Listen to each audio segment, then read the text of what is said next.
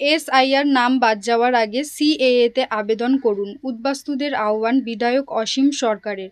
যারা উদ্বাস্তু জীবনযাপন করেছিলেন তারা কোনো প্রকারের ভোটার তালিকায় নাম তুলেছেন, তবে এসআইআর হলে নাম বাদের সম্ভাবনা থেকে যায়। তাই উদ্বাস্তুদের সচেতন করার জন্য নিউটাউন সুলংগুড়ি দক্ষিণ পাড়ায় সিএএ আবেদনের জন্য একটি ক্যাম্প বসানো হয় বিজেপি উদ্বাস্তু সেলের পক্ষ থেকে, যেখানে উপস্থিত হন কাবিয়াল ও বিজেপি বিধায়ক অসীম সরকার। সেখানে তিনি জানান, সিএএতে আবেদন করলে এসআইআর হলে নাম বাদ যাবে না। উদ্বাস্তুদের তাই অবিলম্বে, যাদের কাছে নথি আছে তারাও অবিলম্বে সিএএতে আবেদন করুন। এটা রক্ষা কবচ হয়ে দাঁড়াবে উদ্বাস্তুদের জন্য। Provided further that the person who makes the application for citizenship under this section shall not be deprived of his rights and privileges to which he was entitled on the date of receipt of this application on the ground of making such application. এর মানে কি, এই আইনের আওতায় যে ব্যক্তি নাগরিকত্বের জন্য আবেদন করিবেন সেই ব্যক্তি আবেদন করিয়া রিসিভ হাতে পাইবার, যখন রিসিপ্টটি হাতে পাইল তাহার পূর্বে যত রকমের অধিকার এবং সুবিধা ভোগ করিয়াছে, কোন অধিকার সুবিধা থেকে তাকে বঞ্চিত করা যাবে না, যাবে না, যাবে না।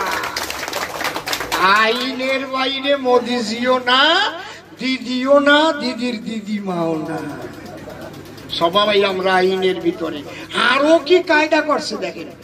মনে করেন, একটু ভালো করে শোনেন, আপনি এই জায়গায় বাড়ি করছেন কত সালে?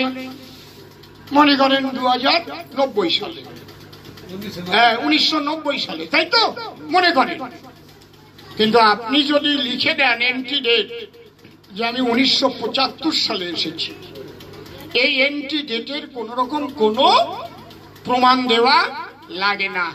আপনি আসছেন কত সালে, বাড়ি করছেন কত সালে? 1990 সালে। একটা মানুষ তো 15 বছর এদিক ওদিক থেকেও, রাস্তার পাশে থেকেও তো করতে হবে, এই তো দিমাগ লাগাইয়ে না হয়ে যায়। তাহলে আমি তো আসেই বাড়ি করি নাই, তাহলে আমি পিছনে 15 বছর টাইনে দিলাম যে আমি আসছি 1975 সালে। এন্ট্রি ডেট আছে, দিতে হয় ওই। আচ্ছা, আমি যদি একটা এখন মাধ্যমিক পরীক্ষা দিই, তাহলে মাধ্যমিকের সার্টিফিকেটটা যেদিন পাবো তারপরে তো আমি লিখবো যে আমি মাধ্যমিক পাস, না পরীক্ষা দিয়েই লিখবো মাধ্যমিক পাস? কোনটা? পরীক্ষা দিয়েই মাধ্যমিক পাস লেখা।